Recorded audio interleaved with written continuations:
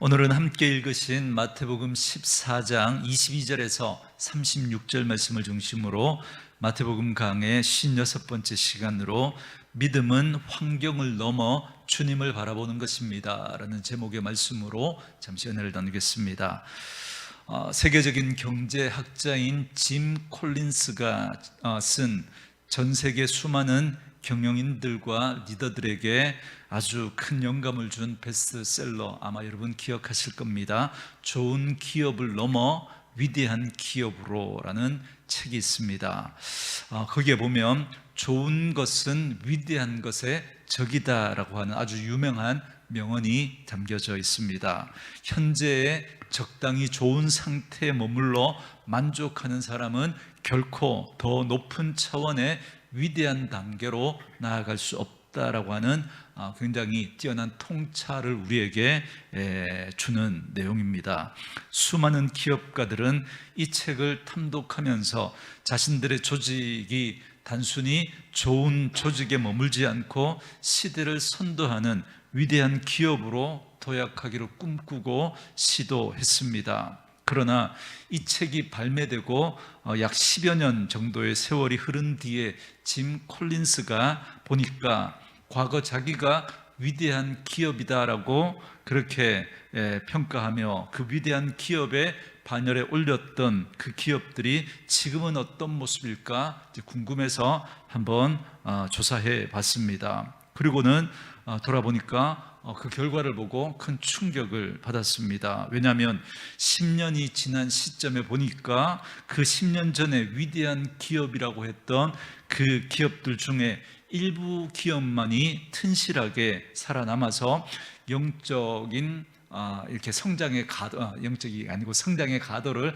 계속해서 이어가고 있었고, 대부분의 기업들은 이렇게 그 과거의 명성이 무색할 만큼 바닥으로 추락해 있는 그런 모습을 보았기 때문에 그렇습니다. 그렇다면 한때 전 세계의 칭찬과 부러움을 한몸에 받았던 그 위대한 기업들이 도대체 왜 10년 만에 이토록 비참한 나락으로 떨어지게 되었을까라고 하는 그 궁금증을 가지고 이 부분에 대해서 다시 연구를 하고 난 다음에 그는 또 한 권의 책을 출간하게 되었는데요, 위대한 기업은 다 어디로 갔을까라는 책입니다.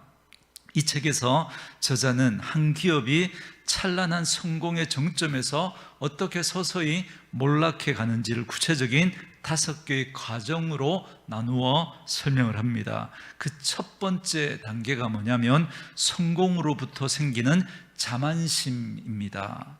그리고 이 자만심은 곧바로 다음 단계인 원칙 없는 과도한 욕심으로 이어지게 된다라고 고발하고 있습니다. 전 이것이 우리에게 시사하는 바가 매우 크다라고 생각합니다. 그러니까 한때 기업을 눈부신 성장으로 이끌었던 바로 그 요인과 원동력이 시간이 흐른 뒤에는 오히려 자신을 망가뜨리는 원인이 되기도 한다라는 겁니다. 과거의 성공 때문에 교만해지고 그 교만함 때문에 계속 옛날 그 방식만 고수하다가 결국은 망하게 된다라는 겁니다. 이러한 현상은 비단 기업을 운영하는 그런 경영자들에게만 국한된 이야기는 아닙니다. 모든 인간의 삶과 심지어 우리들의 믿음 생활에도 대단히 중요한 통찰력을 제공해 줍니다. 그러니까 우리가 무엇인가를 남들보다 잘 해내고 있을 때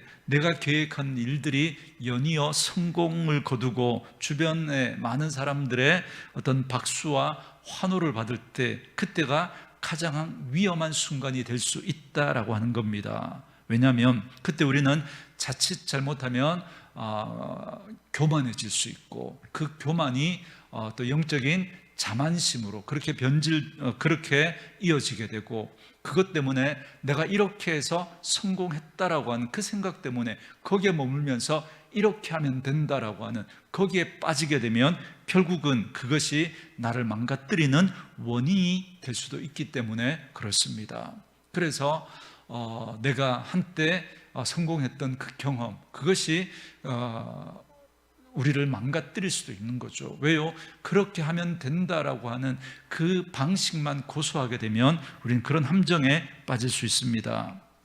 이건 주님의 몸된 교회와 성도들의 신앙생활에 있어서도 예외가 될 수 없습니다. 예를 들어 성경에 등장하는 삼손의 비극적인 이야기를 한번 떠올려 보십시오.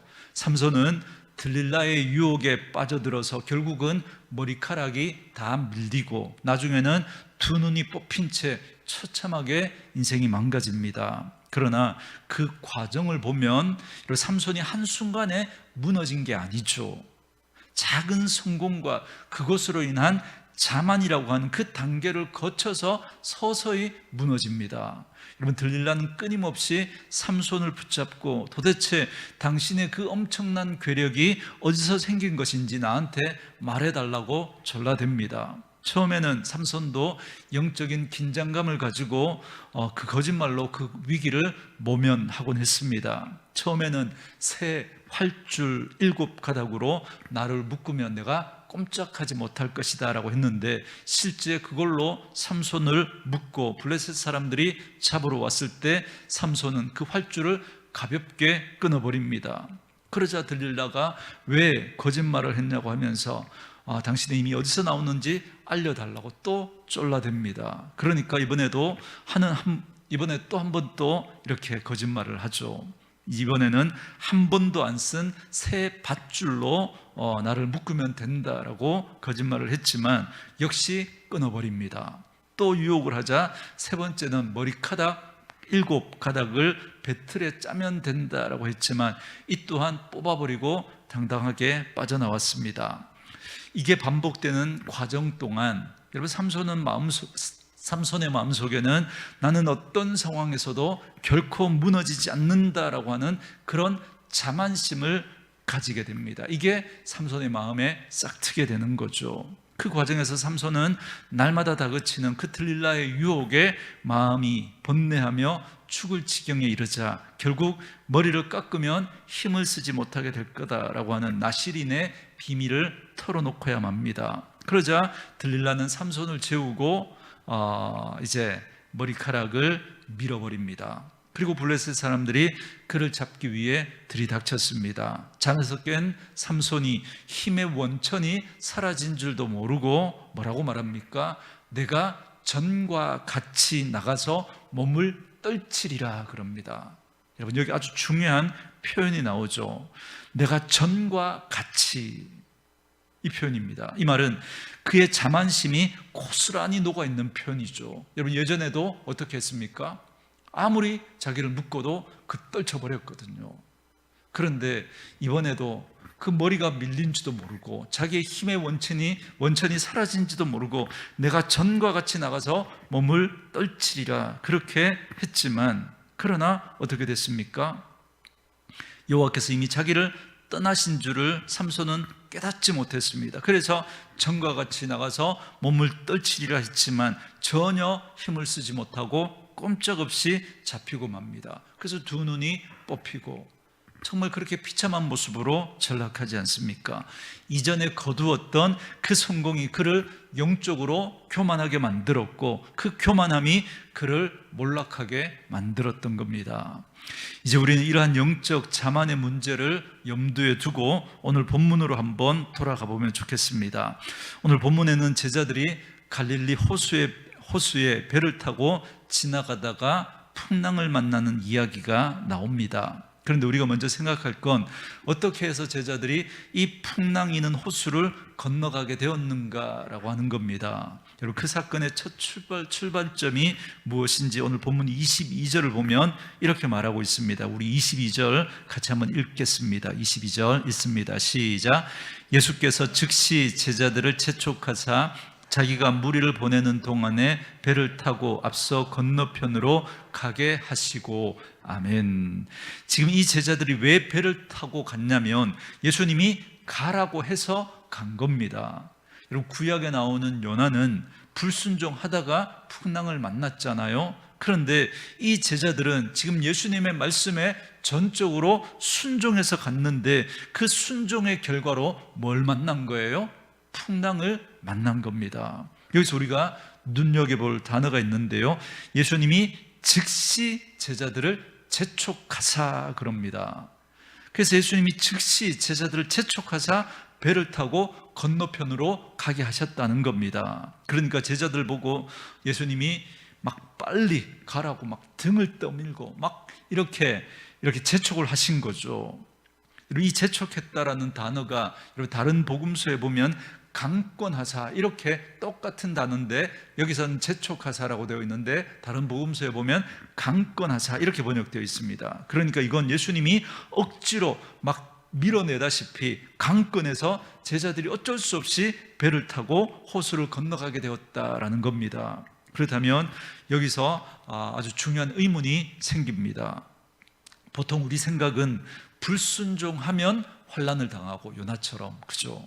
순종하면 일이 잘 풀린다라고 하는 게 이게 우리가 보통 가지고 있는 생각이잖아요, 그죠? 이게 신앙적인 상식인데 사실은 그렇지 않은 경우도 있다라는 걸 오늘 본문이 우리에게 알려주십니다. 분명히 주님의 뜻에 순종했는데 지금 제자들은 엄청난 파도를 맞고 고통을 당하고 있다라는 겁니다. 이 주님의 이해할 수 없는 행동을 우리는 어떻게 이해해야 될까요? 이걸 오늘 이 주님의 모습을 제대로 이해하려면 바로 전날에 일어났던 말씀과 연결해서 생각해 봐야 합니다. 여러분, 지난주 우리가 살폈던 말씀 기억나십니까? 기억나십니까? 그래서 제가 여러분들을 사랑하죠, 그죠? 제가 또 이야기할 수 있으니까. 바로 보리떡 5개와 물고기 2마리로 5,000명을 먹이신 오병이어의 이야기입니다. 그때 이 제자들이 떡을 직접 받아서 무리에게 나눠줬잖아요, 그죠? 여러분, 그 장면을 한번 상상해 보십시오. 그때 그들이 어떤 마음이었을 것 같습니까? 떡을 나누어 주는데 바구니에서 나눠줘도 계속 이게 사라지지 않고 계속 나오는 거예요. 계속 나와서 5,000명을 먹입니다. 여러분, 이게 남자 장정만 헤아린 거잖아요. 여자들과 어린 아이들 다 합치면 적어도 1만 명이 넘는 그 많은 사람들을 먹이는데 떡과 생선이 끊어지지 않고 계속 나오는 겁니다. 그렇게 해서 다 먹은 후에 12강주리를 거두었습니다. 그때 그 떡을 받아 먹던 사람들이 뭐라고 얘기했을 것 같습니까? 여러분, 요한복음에 보면 이 오병이어의 사건을 똑같이 이야기하고 있는데 그때 그 기적에 눈이 뒤집어진 그 군중들이 예수님을 어떻게 하려고 그랬다 그래요? 억지로 왕을 삼으려고 했다, 그렇게 이야기합니다. 그때 제자들의 어깨는 여러분 있는 대로 올라가지 않았겠습니까? 그렇죠? 그 기적의 현장, 그 한복판에서 자기가 지금 이 떡을 나누어 주는데, 이 생선을 나누어 주는데 이게 막 끊이지 않고 막 계속 나오는 거예요. 계속. 어떻게 이런 엄청난 기적을 베푸는가? 그러면서 많은 사람들이 어떻게 이 엄청난 기적을 베푸는가? 저분이 우리의 왕이 되었으면 좋겠다, 막 그러는 겁니다. 저분이 우리의 왕이 된다면 저 로마를 다 물리치고 우리나라를 독립시켜 줄 것이고, 날마다 우리 먹을 양식, 그러니까 우리의 경제 문제는 이분이 해결해 줄 수 있겠다라고 하면서 이분을 왕으로 삼아야 되겠다, 그렇게 사람들이 이야기합니다. 그렇게 뜨겁게 환호하는 그 무리들 사이로 떡을 나누어 주며 다녔을 그 제자들의 마음이 어떻겠냐는 겁니다. 여러분, 가슴이 막 뛰지 않았겠습니까? 예수님이 왕이 되면 그럼 나는 뭐가 되지? 그죠? 뭐 영의정, 자의정, 그렇게 꿈꾸면서 그렇게 막 머리가 돌아갔을 겁니다. 지금 주님은 바로 그런 상황에서 제자들에게 저 풍랑이 이는 호수로 즉시, 그때는 뭐 풍랑이 있는 건 아니었죠, 그죠? 그 갈릴리 호수, 그 바다로 건너가라고 재촉하시는 겁니다. 주님이 보시기에 지금 상황은 굉장히 심각한 영적인 위기였던 겁니다. 이 상황에, 이 상태로 제자들을 그냥 두면 안 되겠다라고 생각하신 거죠. 이 상황에서 제자들을 격리해야 된다, 이 상황으로부터 제자들을 빨리 격리시켜야 된다라고 주님은 생각했던 겁니다. 주님은 무리들이 원하는 것처럼 세상의 왕이 되려고 이 땅에 오신 것이 아닙니다. 주님은 온 우주의 왕으로 오셨습니다. 그런데 그 주님은 세상의 화려한 꽃길을 걸으려고 오신 것이 아니라 인류의 죄를 대신해서 십자가에서 죽으시기 위해서 오셨습니다. 예수님이 십자가를 지고 가셔야 될 뿐만 아니라 제자들도 자기 십자가를 지고 주님을 따라가야 되는 사명자들입니다. 그런데 제자들은 지금 오병이어의 그 기적의 현장을 경험하면서 이제 자기들 앞에 펼쳐질 세상적인 꽃길과 권력만을 기대하고 흥분해 있었던 겁니다. 이게 위험했던 거죠. 그래서 예수님은 그 제자들을 그 상황으로부터 격리시킨 겁니다. 아까 그 짐 콜린스가 이야기한 대로 한다면 성공의 자만심에 취해서 이대로 그냥 가면 영적으로 완전히 망가질 수 있기 때문에 주님은 그들을 그 군중들로부터 격리시키려고 하셨던 거죠. 그래서 재촉해서 강권해서 막 떠밀어서 지금 갈릴리 호수를 건너가라고 그 군중으로부터 그들을 격리시킨 겁니다. 사랑하는 성도 여러분, 주님이 원하시는 길은 꽃길이 아니라 십자가의 길인 줄 믿습니다. 제자들은 지금 크게 착각하고 있었던 겁니다. 그래서 주님은 이 제자들을 저 거친 호수 위로 억지로 통과하게 함으로써 세상의 영광이라고 하는 그 착각에서 영적인 정신이 번쩍 나게 하시기를 원하셨던 겁니다. 그러니까 지금 예수님을 왕으로 삼겠다라고 한 그 대중들의 뜨거운 함성은 제자들을 엄청난 그 함성은 제자들에게 있어서 엄청난 위기였을 뿐만 아니라 예수님 자신에게도 큰 영적인 위기이자 유혹일 수 있습니다. 여러분, 마귀는 끊임없이 우리를 유혹하잖아요. 예수님을 데리고 높은 산에 그렇게 데리고 가서 나한테 절만 하면 네 눈에 보이는 모든 세상의 영광을 너에게 주겠다라고 했던 것처럼 지금 또 그런 유혹이 지금 그런 유혹을 하고 있는 겁니다. 사람들의 환호와 사람들의 박수, 그리고 예수님을 왕으로 삼으려고 하지 않습니까? 그 유혹에 지금 예수님은 직면하고 있었던 거죠. 당신이 우리 위에 왕이 되어 주십시오. 당신은 십자가의 힘든 길로 가지 마시고 편하게 우리의 왕이 되는 그 길로 가라고 지금 유혹하고 있는 겁니다. 근데 주님은 어떻게 하셨습니까?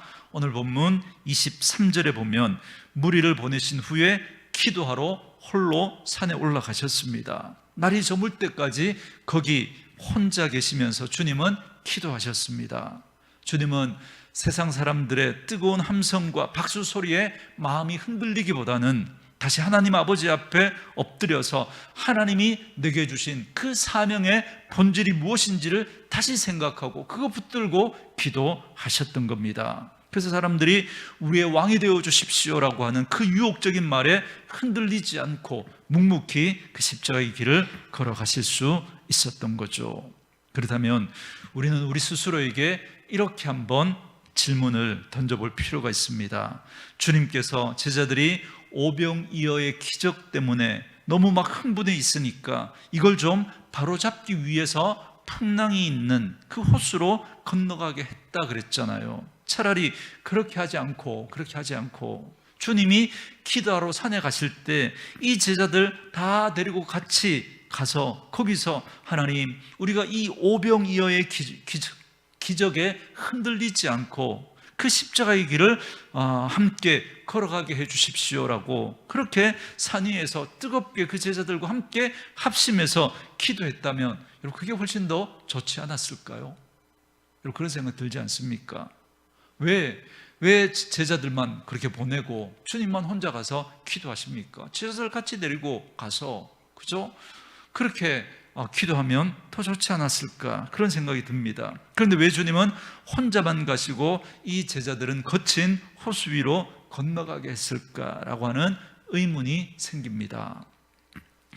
여기에는 주님의 깊은 영적인 섭리가 담겨져 있다라고 생각되어집니다. 그게 뭐냐면 이제 주님은 얼마 있지 않으면 제자들과 더 이상 함께 이 땅에 있을 수 없고 떠나가셔야 합니다. 주님은 이제 십자가를 지고 부활하신 후 승천하셔서 하나님 보좌 우편에 앉게 되실 것이고, 그러면 이제 제자들만 이 험난한 이 땅에 남겨져야 합니다. 제자들이 이 땅에 남아서 주님을 대신해서 복음을 전하고 하나님 나라를 확장해 나아가야 하는데, 그때 그들 앞에 분명히 이 세상에 그 거친 파도가 밀어닥치게 될 겁니다. 그래서 주님은 그때를 생각하시면서 어떻게 이 고난의 파도가 몰아칠 때 두려워하지 않고 이겨낼 수 있을지 지금부터 이 제자들을 훈련시키고 싶으셨던 겁니다.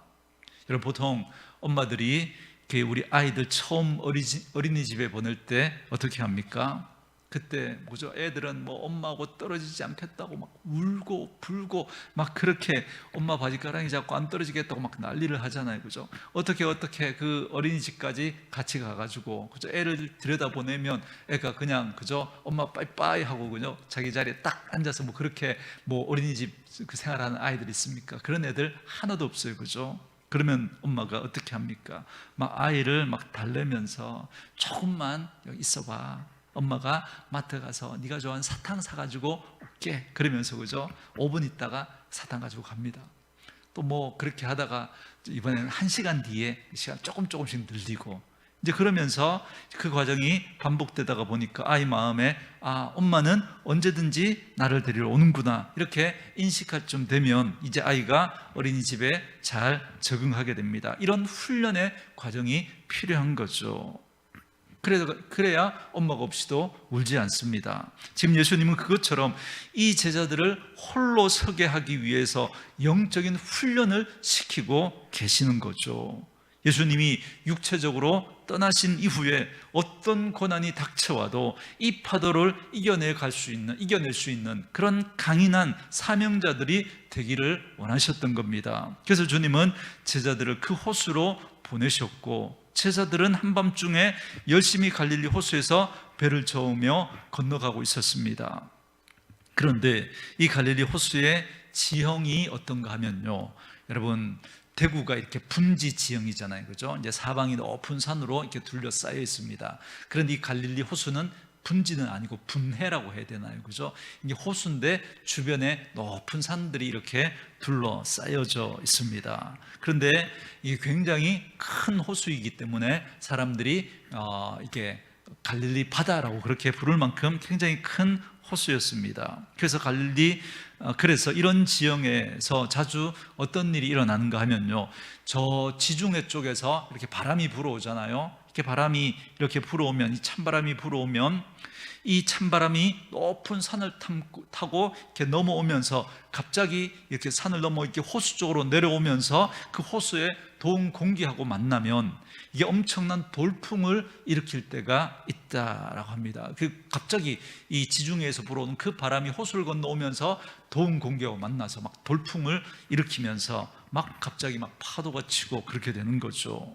처음에는 잔잔한 호수였는데 가다가 보니까 엄청난 풍랑이 이제 몰아친 겁니다. 오늘 본문 24절에 보면 배가 이미 육지에서 수리나 떠났다라고 그렇게 되어 있잖아요, 그죠? 그런데 같은 이 사건을 기록하고 있는 다른 복음서에 보면 10여리쯤 갔을 때 이렇게 되어 있습니다. 그러니까 한 4-5km 정도 이 호수 안쪽으로 들어가 있었던 거죠. 그런데 이 갈릴리 호수의 좁은 폭의 거리가 이 좁은 폭의 거리가 한 11km 정도 된다고 합니다. 그러니까 건너가기 위해서 가장 좁은 폭으로 건너갔겠죠. 그러면 한 11km 정도 되는데 한 4-5km를 갔으니까 여러분 한복판인 거죠, 한복판. 이제 어떻게 합니까? 이제 돌아갈 수도 없고 앞으로 나아갈 수도 없고 바람은 엄청나게 불어닥치고 있는 겁니다. 그래서 그들은 살기 위해서 죽으라고 노를 젓고 있지만 배가 도저히 앞으로 나갈 수 없고 막 배가 뒤집히려고 하는 그런 상황 가운데 놓인 겁니다. 그 배에 타고 있던 제자들 중에 여러분 많은 제자들이 여러분 그 갈릴리 호수에서 그 배를 몰고 고기를 잡던 어부 베테랑들입니다. 그런데도 불구하고 그날 밤의 파도는 그들이 도무지 감당할 수 없는 그런 풍랑이었던 거죠. 그래서 비명을 지르며 고통하고 있는 바로 그런 절망적인 순간에 그때 주님은 뭘 하고 계셨습니까? 그때 주님은 홀로 산에서 제자들을 위해 눈물로 기도하고 계셨습니다. 여러분, 이 이야기는 굉장히 중요합니다. 아마 이 마태복음을 처음 읽었을 독자들인 그 초대교회 그 성도들은 이 구절을 읽으면서 아마 눈물을 펑펑 흘렸을지도 모르겠다라는 생각이 듭니다. 여러분, 왜냐하면 그 고난의 현장에 주님은 안 계시고 제자들만 남아서 지금 파도와 힘겹게 싸우고 있다라고 생각했는데 알고 보니까 주님은 보이지 않는 곳에서 그 산 위에서 그 제자들을 위해서 기도하고 계셨거든요. 그렇기 때문에 초대교회 성도들이 로마의 그 박해를 받을 때 여러분 똑같은 마음이었을 겁니다. 주님은 이미 하늘로 올라가셨고 자기들만 여기 남아 온갖 고난과 환난과 핍박을 당하고 있다라고 생각했는데 오늘 본문을 읽는 순간 그들이 깨달았던 거죠. 아, 우리끼리만 힘들게 노를 젓고 있는 줄 알았는데 주님은 지금 하늘 보좌 우편에 앉아 계시면서 지금도 우리를 위해서 기도하고 계시는구나 라는 사실을 깨닫는 순간 그들에게는 어마어마한 위로와 힘이 되었을 겁니다. 그리고 주님은 거기서 기도만 하고 계셨던 게 아니라 제자들이 이제 한계에 부딪힌 그 밤 사경쯤, 그러니까 우리 시간으로 새벽 3시에서 6시 사이에 그들의 그 고통의 현장에 직접 찾아오셨습니다. 어떻게 찾아오셨냐면 파도를 밟고 그 물 위를 걸어서 찾아오셨습니다. 여러분, 주님에게 파도는 그냥 밟아서 잠재울 수 있는 그런 존재에 불과합니다. 지금 제자들은 이 파도, 이 풍랑 때문에 막 어쩔 수 없이 지금 이제 꼼짝없이 죽게 되었구나라고 그렇게 생각했지만 주님은 그 파도 위를 걸어서 발로 밟고 오시는 분이죠. 주님에게 그 파도는 그런 존재밖에 되지 않습니다. 왜요? 주님께서 이 파도를 다스리시는 창조주이시기 때문에 그렇습니다. 그런데 제자들이 그 주님을 알아보지 못하고 주님을 보고 뭐라 그럽니까? 유령인 줄 알고 두려워합니다. 그래서 비명을 지를 때 주님께서 말씀하십니다. 안심하라, 나니 두려워 말라 그럽니다. 여러분, 여기서 나니, 나다 이 말이잖아요, 그죠? 여러분, 나다 이 말은 구약에서 하나님이 모세에게 하셨던 말씀, 나는 스스로 있는 자다 이 말하고 똑같은 말입니다. 내가 바로 그 파도를 잠재우는 권능의 하나님이다라는 말입니다. 나는 나다, 그죠? 여러분, 주님은 어떤 존재와도 비교할 수 없는 분이십니다. 그래서 주님은 나다라는 겁니다. 나는 나다라는 거죠. 나니 두려워하지 말라라는 선포입니다. 그런데 유독 마태복음은 여기서 끝나지 않고 베드로가 물 위를 걷다가 바람을 보고 무서워 빠져들었던 이야기로 이어갑니다. 여러분, 베드로가 빠지면서 주님 저 좀 살려주십시오라고 할 때 주님께서 즉시 그 손을 잡아서 그를 건져주셨습니다. 그리고 아주 유명한 말씀을 하시죠. 믿음이 작은 자여 왜 의심하느냐. 여러분, 베드로가 물속에 뛰어들었을 때는 분명히 그에게 믿음이 있었을 겁니다. 그죠?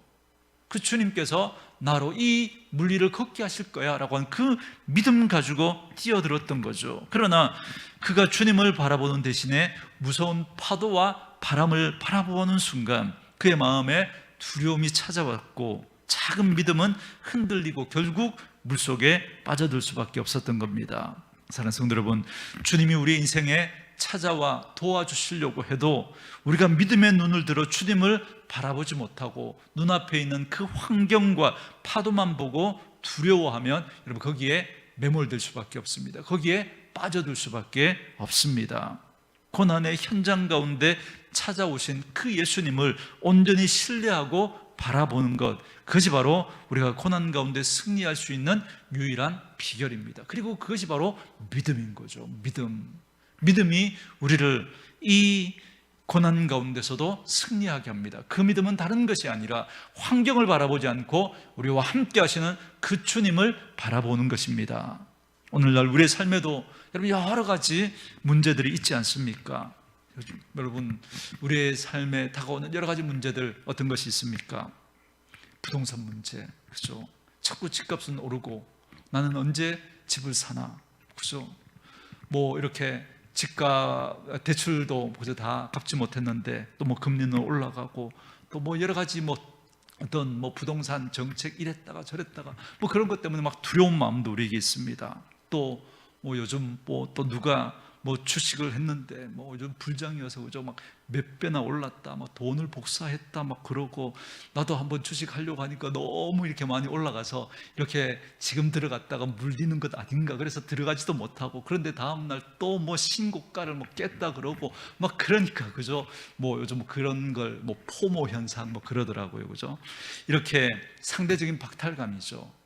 남들은 다 올라타서 막 그렇게 막 이렇게 뭐 돈 복사했다 막 그러는데 나만 뭐 그러지 못하고 있는, 거기에 상대적인 박탈감, 상실감, 뭐 두려움, 뭐 이런 것들이 막 찾아오고, 뭐 그것 때문에 힘들어하는 분들도 있습니다. 또 가족들 중에 또 누가 질병으로 또 아파하고 힘들어할 때, 또 경제적인 어려움이나 또 여러 가지 관계의 어려움, 또 예수 믿는 것 때문에 겪는 여러 가지 핍박들, 그런 수많은 인생의 거센 풍랑들이 우리에게 불어닥칩니다. 그때 여러분, 절망하며 환경의 파도만 바라보지 마십시오. 나를 위해 보이지 않는 곳에서 지금도 우리를 위해 기도하고 계시고, 그리고 결국 내 인생의 그 고통의 한복판에 그 파도를 밟고 찾아오시는 그 능력의 주님을 우리는 믿음으로 바라볼 수 있어야 합니다. 그리고 그 주님이 나를 붙들고 있고 그 주님이 나와 함께 하신다라고 하는 이 사실을 우리가 믿을 때, 여러분, 우리는 그 어려움들을 이겨낼 수 있습니다. 여러분, 우리의 인생에 예수 믿는다고 해서 여러분 꽃길만 있을 것이다라고 여러분 그렇게 기대하지 마십시오. 분명히 우리의 인생에도 고난은 있을 겁니다. 그 고난의 그 현장 속에서 주님 우리와 함께 하시면서 그 주님 바라보고 그 고난을 이겨낼 길을 주님은 원하시는 거죠. 그렇게 하나님은 우리를 무장시키고 그렇게 우리를 훈련시키셔서 하나님 나라의 그 주역으로, 그래서 우리의 가정을 바꾸고 정말 하나님 나라를 세워가는 귀한 영적인 군사들로 훈련시켜 가기를 원하십니다. 우리와 함께 하시는 그 주님 바라보면서 그 고난의 현장 가운데서도 그 주님과 함께 풍랑이는 바다 위를 당당히 걸어갈 수 있는 진정한 승리의 주역들, 하나님의 백성들이 다 될 수 있기를 주님의 이름으로 축원합니다.